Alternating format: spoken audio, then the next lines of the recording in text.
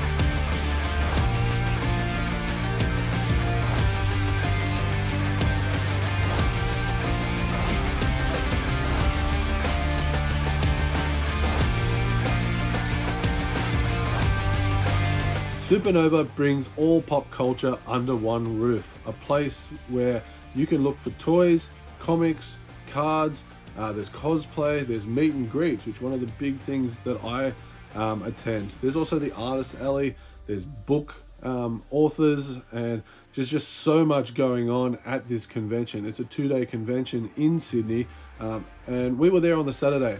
Along with me was my beautiful wife Sarah, and my dad came along as well to enjoy the day. So yeah, this is some of the cool stuff that we saw and did at Supernova.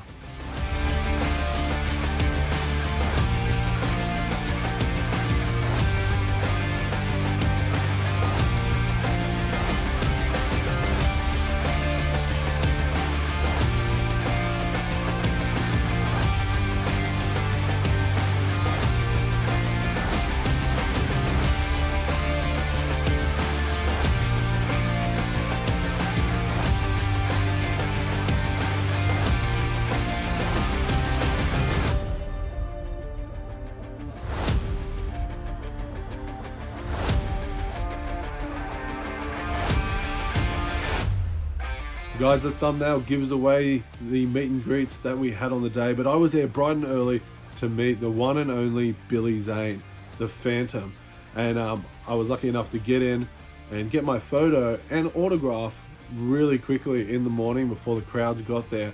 And I remember doing the photo, and I as you can see, I wanted him to hold my Phantom figure, and when I said to him, "Hey, can you hold this?" and he goes, "Oh, you want me to hold your doll?" Okay. So we had a really good laugh. You can see in the photo, like, it was a really good photo. It turned out being just a great memory captured. So straight from his photo, I race over to his line to get his autograph and just have a little bit of a chat with him. Just see how he was going, thank him for coming all the way to Sydney. And what I had brought with him to get signed was actually my my debut poster I got in Melbourne. So this beautiful Phantom poster, and as you can see, he signed it up here, and he's done his little Phantom skull signature that he is well known for doing.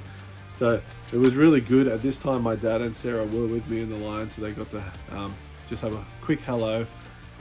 But along with that, I took my childhood Phantom ring. So this giant hunk of metal I had as a kid, I remember running around the house playing as the Phantom, and I just said to Billy, I said, do you mind holding that? And he did look at it, and he was quite impressed at just how big and heavy it was. And yeah, I remember him making a little remark that I must have been a really big kid to be able to hold something so strong. Doesn't fit on any other finger besides the pinky now, but at least I can say I've had my Phantom ring held by the actual Phantom, Billy Zane. So it was a really cool interaction with Billy. That was awesome. We go from Billy Zane over to my next photo op in the morning, and we're meeting Tia Carrere from Wayne's World, True Lies, and my favorite, Relic Hunter, a great sort of 90s Indiana Jones, Tomb Raider spin-off TV series. I love that, and I started watching a few episodes of it just before this convention. But as you can see from my photo, it was such a lovely time meeting her. She's still so beautiful, and I just treasure that memory of that interaction. So it was really cool. Guys, I was pleasantly surprised to find 4 booths that were selling vintage toys. Now, a lot of the stuff was priced up there, as you would expect for a convention. A little bit too much that I wanted to drop, but I did go through and just pick out a bunch of Star Wars figures that I hadn't seen, so I thought I'd scoop them up pretty early. There was a discount with cash, so I was pretty happy about that. So you can just see here, we just picked up a whole bunch of different aliens and other vintage collection figures to add into the collection.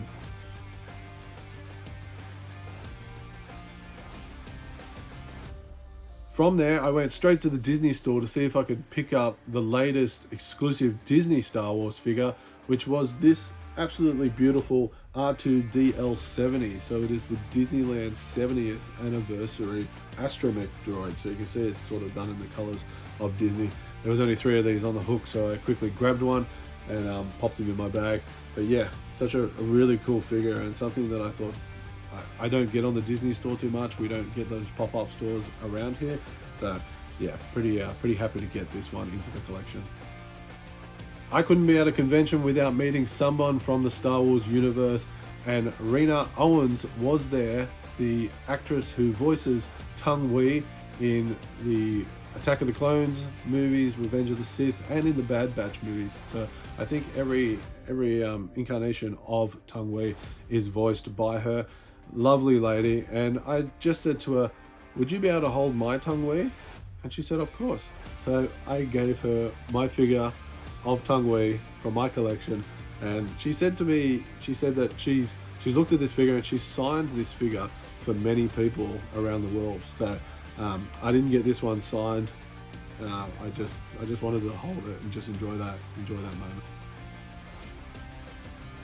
I actually got Rena to sign one of the photos she had on her desk, and she signed it for both Tung Wei and for Beth. Now, Beth was her character for Once We Were Warriors, a movie that she played in with Tamora Morrison, who also plays Jango Fett in Star Wars.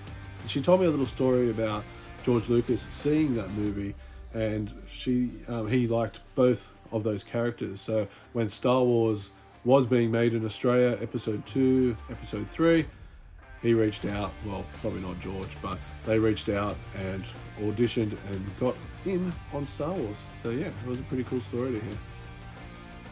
I said at the start of the video that I was there with my beautiful wife Sarah, and for most of the day I didn't know where she was. That's because she was over in line to meet an author called Lauren Roberts.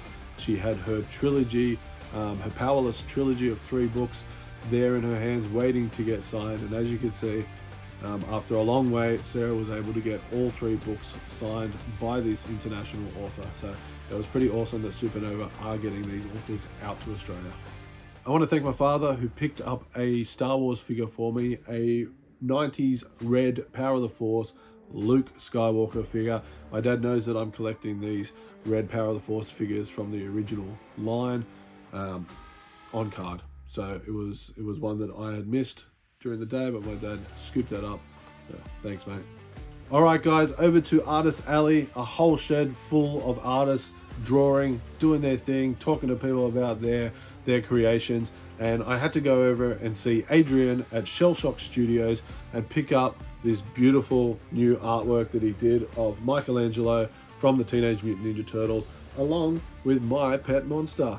So a cool little crossover there that we all would have loved to see in the cartoon series back in the day. But I just love Adrian's artwork. You can see the other piece that he gave me was a Raphael with Krang in a sort of zombified look. Adrian did sign both of these pieces of artwork, and we had a really good chat, just talking about art, talking about life, those sort of things. But that, I think, is awesome. He actually gifted this to me when I bought the other piece. So Adrian, thank you heaps for that. I really appreciate it.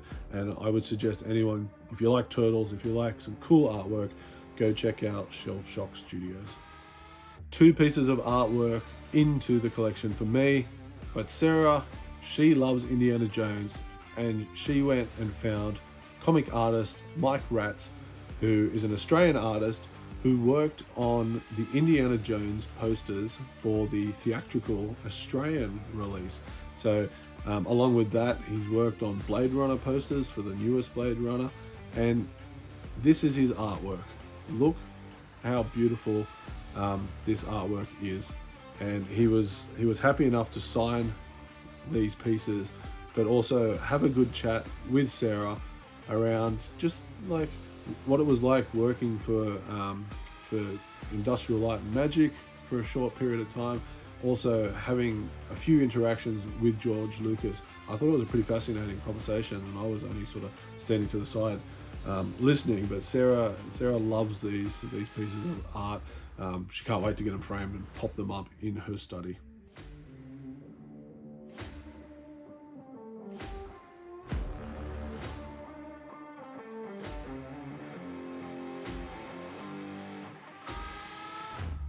Just going to finish with 2 pickups that I got close to the convention. They weren't at the convention, but I want to get them into the video. And I finally found my Luke Skywalker Kenner original figure.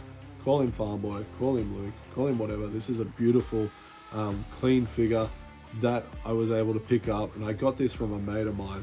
So he had a few in his collection and was able to part with one of them for a really reasonable price. So that's it. That's all the original Kenner figures minus the last 17. I need 14 of those. So we'll be hunting slowly, but you know the prices on those. But we will get there one day, guys. But now it might be time to accessorize, I guess. The last pickup I got just after Supernova finished was Frankenstein from the Gorgomites in the 1998 movie Small Soldiers. This guy is beautiful. There is so much going on in this guy. He's a representation of Frankenstein, so he's all parts of toys put back together. Look, his arm's a foot, his foot's a hand with a knife in it.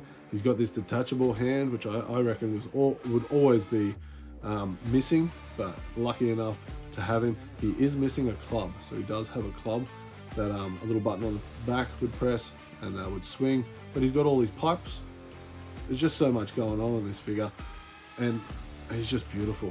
So this brings me to 1 Small Soldiers needed to complete that line in its loose figure capacity. So I was pretty happy to get that. Oh, we fixed him. We tried to fix him. Hey, Whitehead's radio. Some assembly required.